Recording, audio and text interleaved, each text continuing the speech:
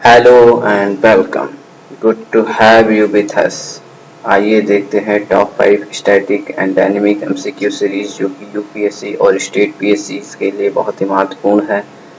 पहला प्रश्न, पराना नदी पर बना इतायकू बांध किस महाद्वीप में स्थित है? In which continent the Itaipu dam built on the Parana river is located? Option A Asia, चीन और म्यांमार की सीमा पर।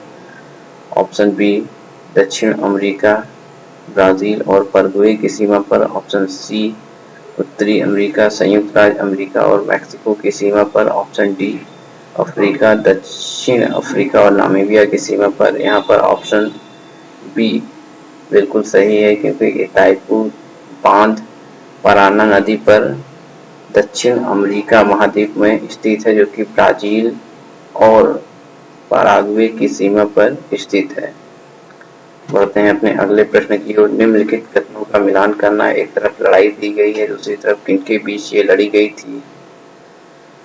पहला, स्वाली नौसेना की लड़ाई अंग्रेजों और पुर्तगालियों के बीच लड़ी गई थी। जी हाँ, पहला स्टेटमेंट बिल्कुल सही मिलाया गया है। दूसरा, बेदरा या चिंसुला की लड़ाई अंग्रेजी और डच सेना के बीच हुई थी। दूसरा भी बिल्कुल सही है। बांडीवास की लड़ाई अंग्रेजी और फ्रेंच सेना के बीच में हुई थी। जी हाँ, यह भी बिल्कुल सही है, इसलिए हमारा विकल्प ऑप्शन डी सभी सही सुमिलित हैं।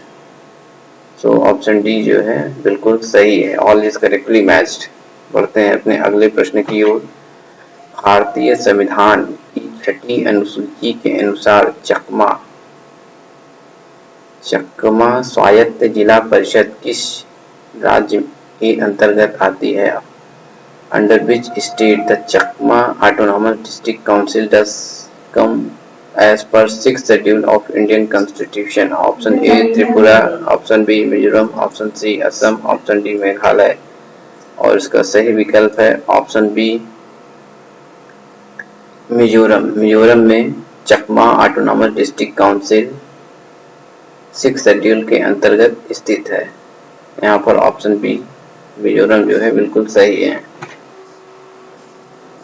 नेक्स्ट क्वेश्चन, मालेगांव समिति का गठन किस उद्देश्य से किया गया था? For what purpose the Malegaon committee was constituted? First, option A सूक्ष्म वित्त में सुधार के लिए, ऑप्शन बी विनिवेश के लिए, ऑप्शन सी क्रिकेट में सुधार के लिए, ऑप्शन डी कोविड-19 उपचार में लगे स्वास्थ्य कर्मियों की सुरक्षा के लिए। यहाँ पर ऑप्शन ए सूक्ष्म वित्त में सुधार के लिए या for the improvement in micro finance के लिए मालेगांव कमेटी कंस्टिट्यूट की गई थी। बढ़ते हैं अपने अगले प्रश्न की ओर। स्वतंत्र सैनिक सम्मान योजना या स्वतंत्रता सैनिक सम्मान योजना के संबंध में निम्नलिखित कथनों पर विचार करें। पहला, इसे गृह मंत्रालय द्वारा लागू किया जा रहा है।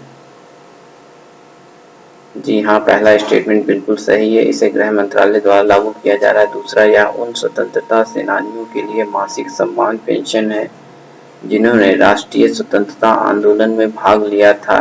सेकंड स्टेटमेंट भी बिल्कुल सही है, इसलिए ऑप्शन बी दोनों ही स्टेटमेंट बिल्कुल सही है।